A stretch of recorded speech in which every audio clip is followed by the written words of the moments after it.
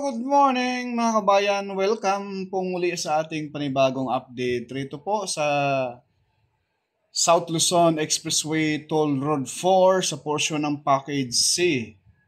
And mga kabayan, ginamitan na po nila ng dalawang machine dito sa area ng Package C, no? Para mapabilis yung paglatag ng concrete cement dahil maganda ang panahon ngayon at siyempre may malakas na bagyo mga kabayan na parating papasok sa ating bansa. Sana po ito ay matunaw. Ipagdasal po natin mga kabayan na sana po itong kalamidad na ito ay lumihis, no? Mailayo sa ating bansa nang sa ganun yung mga kababayan natin na may mga pananim kagaya dyan sa harapan natin mga kabayan. May mga palayan dyan. Siyempre pag malakas na buhos ng ulan ay lulubog yan mga kabayan sa tubig. Masisilayan natin ang baba ay halos kompleto na.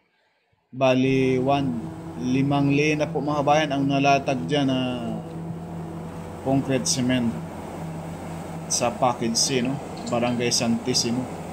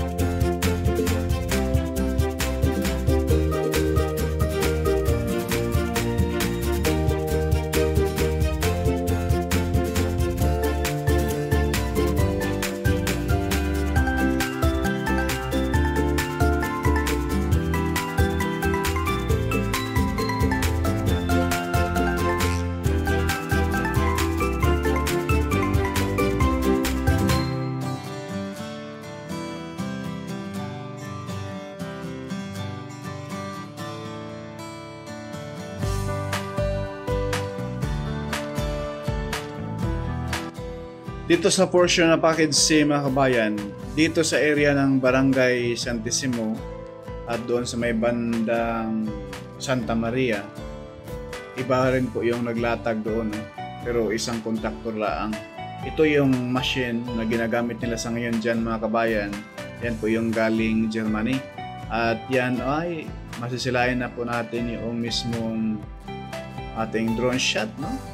Ay kita niyo naman mga kabayan na talagang paspasa na ngayon ang trabaho dahil minamadali nila ito.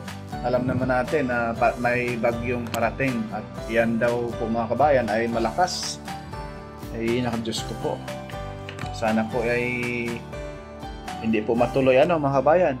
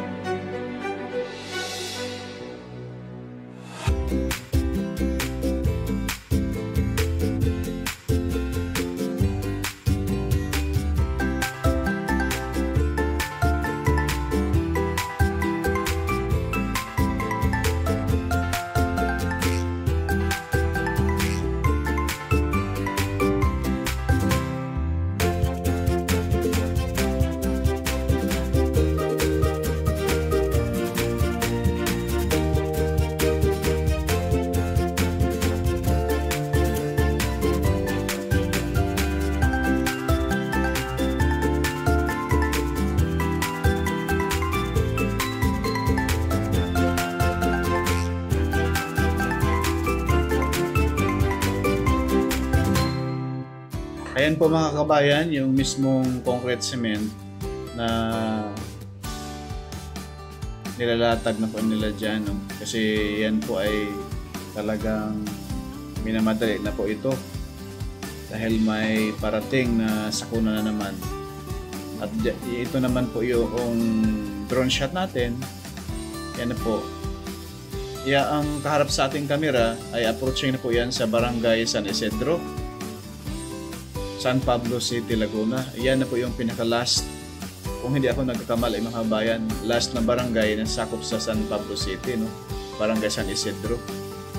So, ang sunod, Tiaong na po mga kabayan. Abangan po ninyo yung ating mga update roon sa Tiaong Interchange. At yan, ipasilip ko lang po sa inyo mga kabayan itong portion na ito. At doon sa unahan, na paspasan na rin po doon sa unahan mga kabayan ang paglatag ng concrete cement sa may bandang Santa Maria at itong Santissimo mga kabayan. Dahil nga po sa mismong baga itong package mahuli pa, no? Ang mauna nito itong package C at package B. Yung package B din po mga kabayan mula sa Macban papuntang Alaminos, papuntang San Pablo Interchange ay ginamitan na po nila ng dalawang machine, no? Dalawang grupo na po doon ang naglatag ng concrete cement. May mga upload po tayo dyan mga kabayan. Baka gusto niyo pong silipin, ano? Maraming salamat at pakiusap po, wag po tayo mag-skip sa ads at paki-subscribe na rin po yung hindi pa nakapag-subscribe sa ating YouTube channel. Ayan po yung ating camera, approaching na po sa may Barangay San Isidro. Shout out po sa lahat. Kay Sir Justin, no? At sa Santa Clara Construction Services, no?